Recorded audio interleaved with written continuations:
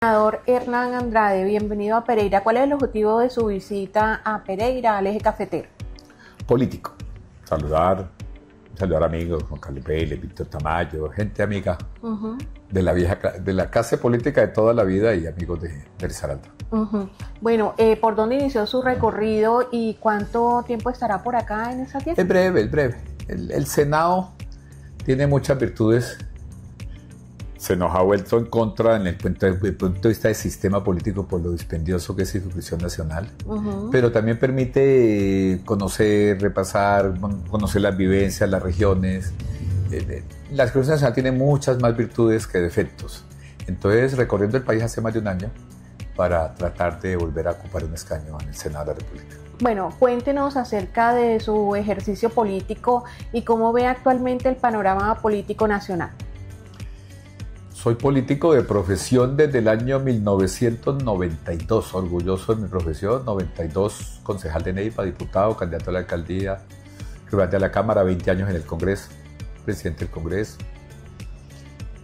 Estudié maestría, academia y regreso. Realmente la política nunca se va. Una hermana mía nos ha representado en el Senado, Esperanza, pero el contacto yo nunca lo he perdido con los amigos de todo el país. Entonces tenemos un bagaje de 28 años de presencia nacional. Con todo ese bagaje, ex senador Andrade, ¿cómo ve la situación política actual? Estoy en el punto medio. Parece que la polarización es clara y evidente. Y la polarización va a llevar a elegir a alguien no cercano a las huestes del presidente Petro. Pero tampoco me voy al extremo, que no van a haber elecciones, que el presidente Petro se queda con... No hay manera política, ni constitucional, ni vía legal, ni vía extralegal que el presidente Petro no entregue el poder el 7 de agosto. El 6 de agosto pasa el ejército y la casa voy a llamar a la casa de Nariño, y le dice, bueno, presidente, mañana toca desocupar que llega el nuevo. Así que el periodo se va a dar, las elecciones se van a dar.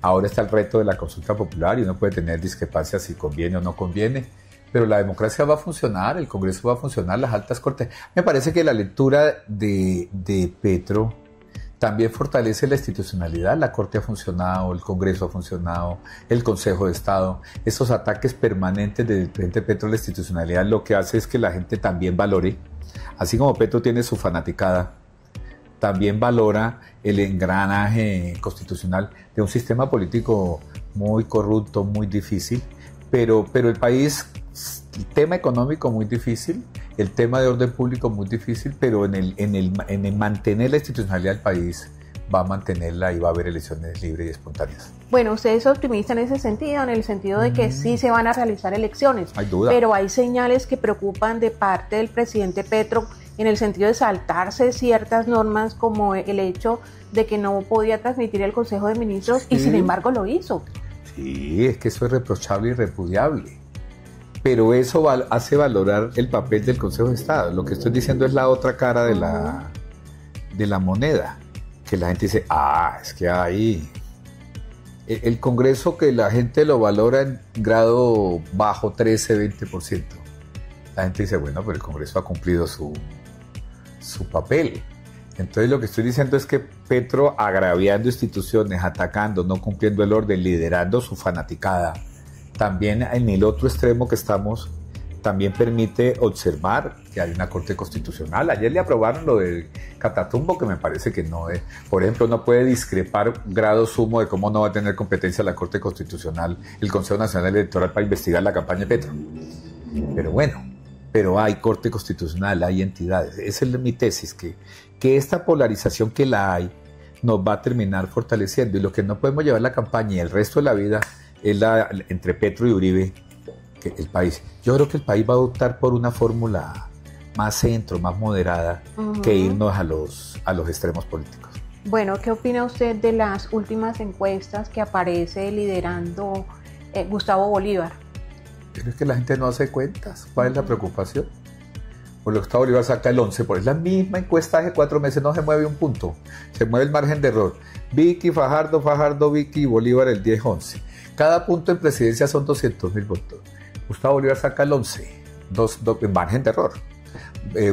Petro viene a sacar 10 y pico, y Gustavo Bolívar saca 10, 11, 2 millones de votos.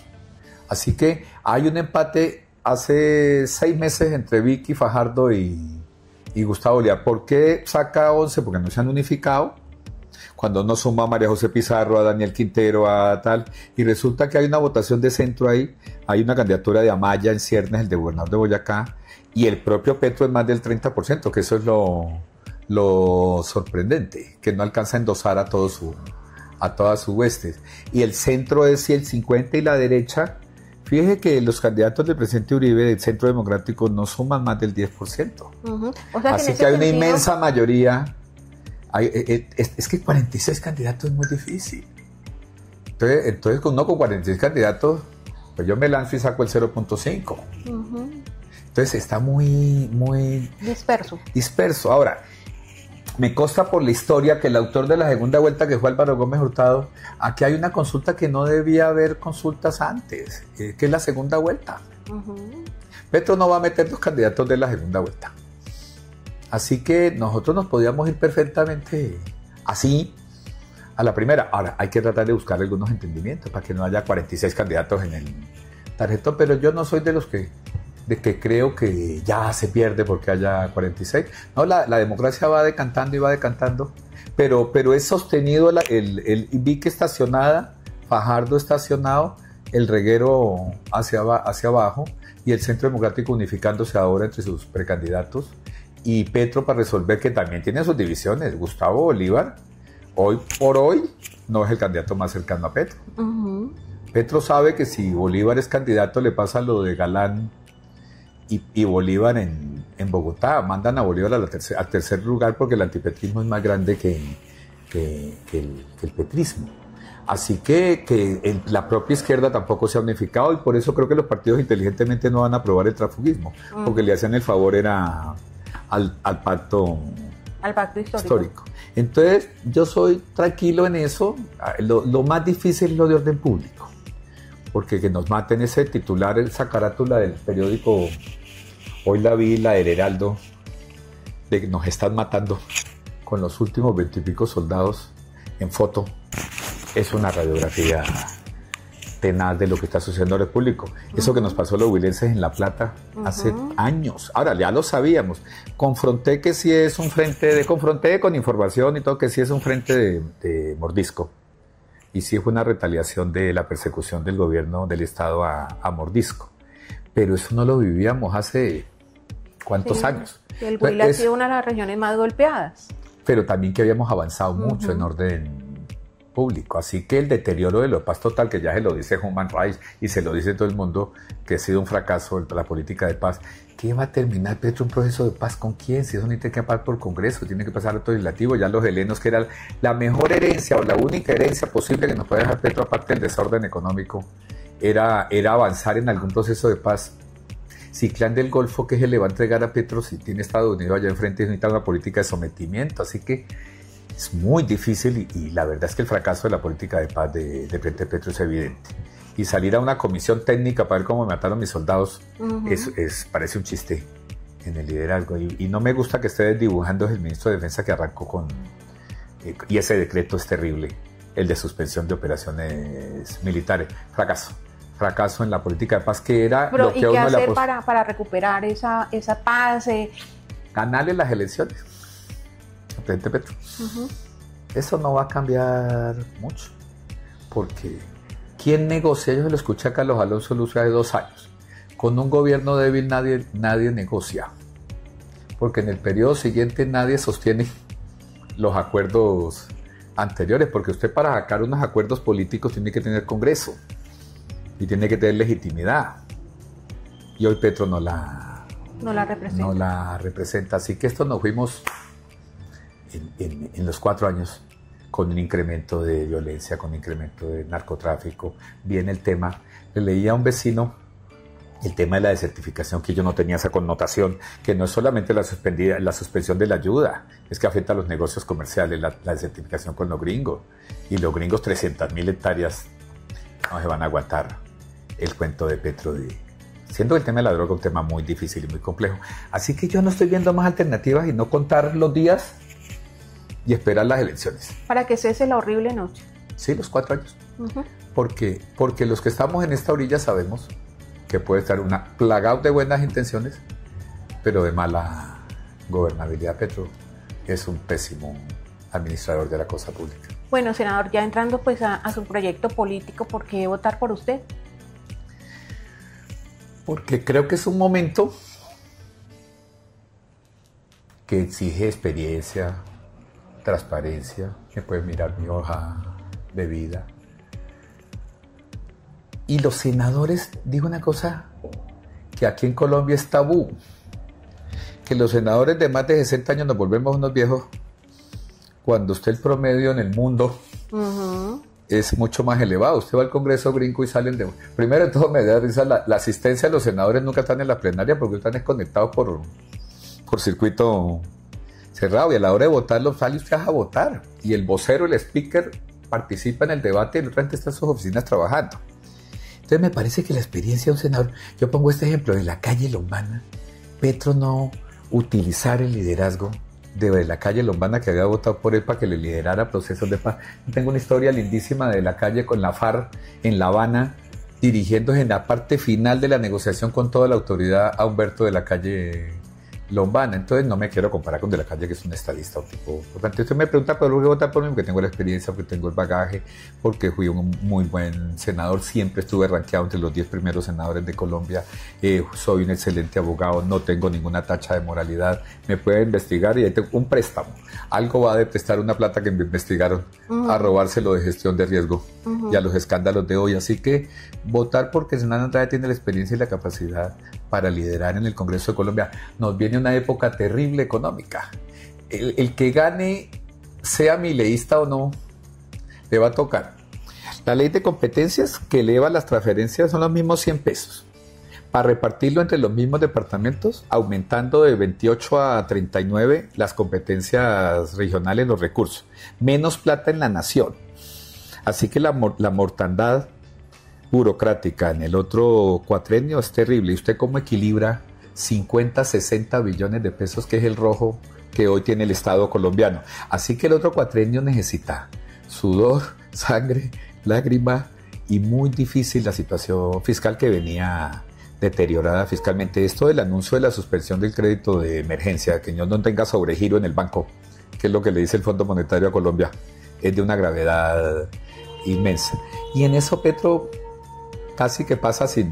Ojalá ese ministro, que no es el ideal, del bueno salieron. ¿Y cuál es el ministro ideal? No se ve. Es que el ministro ideal es que nadie es ideal, porque Petro, el que pronuncia algo que no sea de él, pues lo echa, como echó a José Antonio Ocampo y como iba a echar a Diego, como echó a Diego Guevara. Así que lo que nos viene en materia económica, en materia fiscal, en materia política, va a ser 4 años de una austeridad muy grande, pero de normalizar el tema de orden público y de sanear la finanza. Así que nos espera terrible, y creo que las personas que tenemos la experiencia, tengo 64 años y me considero habilitado mental, física e intelectualmente para regresar al Senado de Colombia. Bueno, senador, finalmente, desde su experiencia como veterano dirigente conservador, ¿cierto? ¿Cómo ve la situación del partido a nivel nacional y a nivel acá de Risaralda? Es que los partidos, y yo lo presidí y no voy a hablar mal de mi partido, que lo siento y soy militante, los partidos perdimos la sintonía con la juventud. José Manuel Acevedo comienza el libro desde los 40 menores de 40 diciendo 33 millones de colombianos tenemos menos de 40 años. Y hay un libro de un coreano de la infocracia. Las redes y todo este sistema de modernidad de comunicaciones afectó a los partidos, porque los partidos no se conectaron a esas redes, y resulta que los partidos eran el vocero de la sociedad ante el Estado colombiano. Entonces, más de la mitad de los colombianos, ve esta cifra, en Bogotá el 70% de los bogotanos consideran no tener partido, ni de izquierda ni de derecha. Entonces los partidos fuimos perdiendo trascendencia, no solamente el Partido Conservador. Y lo que quisimos hacer bien, que yo soy por culpable, que era la lista de partidos. No dimos el paso a las listas cerradas porque nos dio miedo. Entonces dejamos el voto preferente, que es que temporal. Y los partidos se volvieron unos grupos, incluido los Andrade, de casas políticas. Entonces los nuevos no sienten afinidad ni van a competir con los de arriba. Entonces por eso el transfugismo hoy era un peligro para los partidos, porque la gente iba a salir por las votaciones tan altas. Entonces los partidos hoy tienen una crisis. El Cambio Radical tiene 10, 15 figuras, el Partido Conservador tiene 10, 15 figuras. ¿Y quién se mete a la lista? ¿Quién derrota al candidato de Óscar Barreto en el Tolima, por poner un ejemplo? Entonces los partidos tenemos una crisis de liderazgo muy grande, y las grandes autoridades intelectuales hoy no van a la política tradicional, no solamente a la conservadora. Entonces ahí hay crisis de liderazgo, y gente buena en los partidos es difícil que regrese, y los jóvenes fuera de la sintonía. Entonces me preguntan por el Partido Conservador, afortunadamente Senado, la Cámara entregada a Petro, a las prebendas del gobierno. El Senado ha aguantado los cantos de sirena, y afortunadamente desde el punto de vista de la militancia la gente dice, bueno, pero ahí está el Senado. Entonces, si me preguntan, felicito a Cepeda y a los senadores que han aguantado, porque no es fácil en esta política aguantar los cantos de sirena de un gobierno nacional. Entonces, es grave. Si me preguntas, la situación de la comunidad conservadora, la liberal... ¿Y cómo ve la situación acá en Risaralda? Lo mismo. Gaviria hace oposición, pero él... ¿Y los de abajo? Entonces los partidos no tienen liderazgo. Pargalleras tiene un liderazgo natural, en cambio Radical, que se lo disputan los Char. La U es una coalición de fuerzas. El Partido Conservador son 10 casas políticas, pero no hay... Vea, yo considero, respetando, y yo lo fui presidente, que desde Carlos Holguín Sardi no hay un liderazgo claro a nivel de Partido Conservador. Y lo que hay es un poco de satélites. Para acabar de completar, la Corte abrió la puerta para Salvación Nacional, para la nueva fuerza, y se colaron 28 partidos.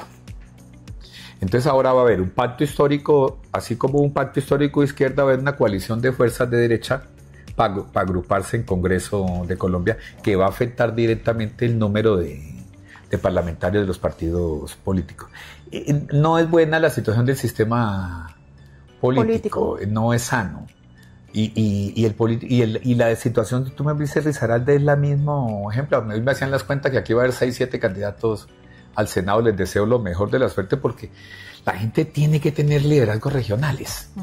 Así uno se de afuera. Porque normalmente el político de la región pues tiene la vivencia de su localidad.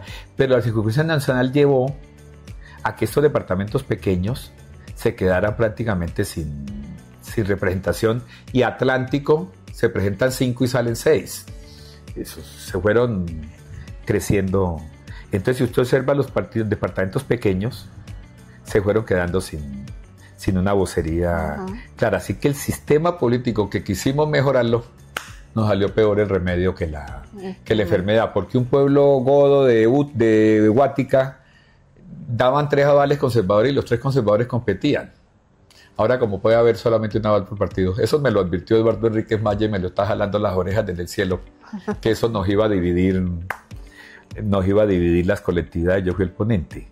Entonces, el sistema político hoy no está en un diseño, y necesitaríamos una constituyente para volver a pensar, por ejemplo, en una combinación regional con circunscripción nacional, y que haya 2 senadores fijos por cada departamento, y, por decir una idea, 40 senadores por circunscripción nacional, para considerar unos liderazgos nacionales. Así que algún día volveremos a una constituyente para tratar de rediseñar un sistema político que en el Congreso no va a pasar, porque los que están en el Congreso salen en silla de ruedas. Ellos no se van a auto mejorar ni autoflagelar. Entonces, no está bien el sistema político, pero algún día lo trataremos de mejorar, la representación. Y la pregunta final es: los jóvenes y esa juventud, es cómo captar esa opinión que Petro la captó pero que hoy tampoco sienten hacia Sí. la gente de izquierda, no sienten una... Yo creo. Sienten decepcionados esos jóvenes que votaron por él pensando que iban a tener un mejor país. Sin que yo me haya matriculado en esa candidatura, que la candidatura de Fajardo, que todo el mundo lo veía como, ese no pasa, ese es tibio, ese es tal. Fajardo hoy con su estilo particular y moderado es una carta real, y yo veo a los jóvenes en muchas regiones creyendo en el modelo de Sergio Fajardo. Vamos a ver qué pasa. Bueno, ¿cuál sería su mensaje final? Que Colombia es fuerte, querida, la institucionalidad es fuerte, la empresa privada es fuerte, uno va al eje cafetero, al sitio y siente que hay Colombia, que la violencia es un tema muy complicado, porque está el tema de la droga, que sí existía, toda la vida ha existido, pero no era el alimento principal de nuestra guerrilla, de nuestros actores armados, pero yo soy un senador o un ciudadano que creo en Colombia, con sus defectos y sus virtudes, con su espíritu empresarial, y Colombia tiene mucho para crecer. Vamos a tener 8 años por lo menos de situación fiscal difícil, pero uno cómo explica que Colombia sigue existiendo turismo, creciendo bastante. Así que Colombia es superior a las crisis políticas que existen. Muchas gracias.